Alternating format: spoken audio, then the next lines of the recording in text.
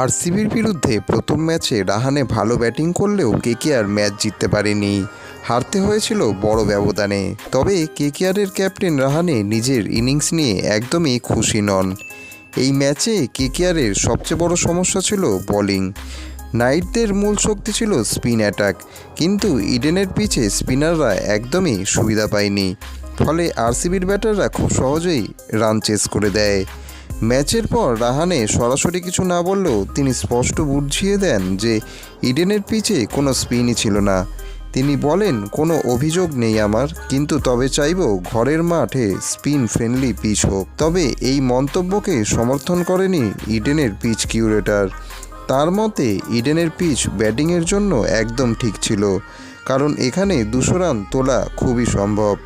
বরং রাহানে পাল্টা প্রশ্ন তুলেছেন, যদি পিচ ব্যাটিং সহায়কই থাকতো তাহলে আরসিবির স্পিনাররা কিভাবে সফল হলো। এবার দেখার বিষয় এটাই, পরের ম্যাচে ইডেনের উইকেট কেমন থাকে।